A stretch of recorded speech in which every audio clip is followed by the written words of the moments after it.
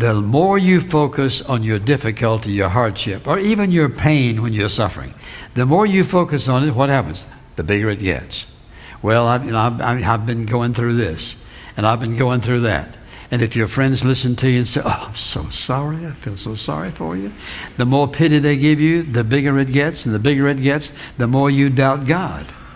And so the issue is focus. Obey God, leave all the consequences to Him. That means I'm going to do what He says. I'm going to let Him take care of the consequences.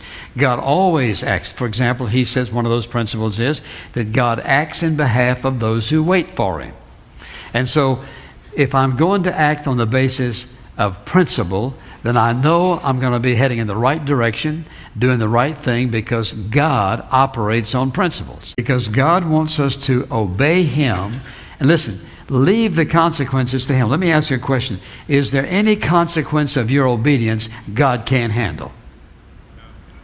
Right? None. He can handle every one of them. Well, if I obey Him and leave the consequences to Him, here's what happens. I'm going to be able to have peace and a sense of joy and confidence and assurance. It doesn't make any difference what's going on, because He's in control. And if I'm obeying Him, He's already taken care of it.